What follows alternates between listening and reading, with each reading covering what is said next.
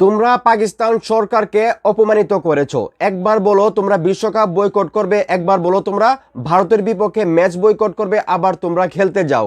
তো এইভাবে তোমরা কেন পাকিস্তান সরকারকে লজ্জা দিতেছো? তোমাদের কি লজ্জা নাই? এমনটাই কিন্তু মন্তব্য করতেছেন পাকিস্তানের সাবেক cricketer fast bowler Shoaib Akhtar. Shoaib Akhtar কিন্তু সত্যি কথা বলতে গেলে পাকিস্তান ক্রিকেট বোর্ডকে অপমান করলো।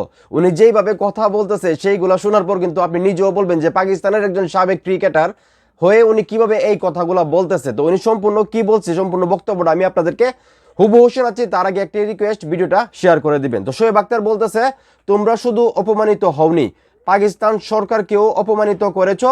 প্রথমে বলো বিশ্বকাপ বয়কট, তারপর বলো ভারতের ম্যাচ বয়কট, আবার শেষে বলো ভারতের সঙ্গেই খেলবে। তোমাদের কি কোনো লজ্জা নেই? মানে শোয়েব আখতার কিন্তু পাকিস্তান ক্রিকেট বোর্ডকে বলতেছে তোমাদের কি লজ্জা নেই, এবং কিসের কারণে বলতেছে সম্পূর্ণ বক্তব্যটা আপনারা শুনলেন। যেহেতু পাকিস্তানের একজন সাবেক ক্রিকেটার পাকিস্তানকে নিয়ে মানে ক্রিকেট বোর্ডকে নিয়ে এই ধরনের মন্তব্য করতেছে, সেখানে আমার বলার কিছু নাই, কারণ আমার কাজ হলো আপনাদের সামনে এই নিউজগুলো তুলে ধরা। তো সেখান থেকে আসলে এখন এই মুহূর্তে যারা আমার এই নিউজটা দেখতেছেন, আপনারাও কি শোয়েব আখতারের মতো মনে করেন যে পাকিস্তান যে প্রথমে বলো বিশ্বকাপ বয়কট করবে, তারপর আবার ভারতের বিপক্ষে ম্যাচ বয়কট করবে, দিন শেষে তারা বিশ্বকাপও খেলতেছে, আবার ভারতের বিপক্ষে ম্যাচটাও খেলতেছে, এবং কিসের কারণে খেলতেছে সেটা আপনারা জানেন।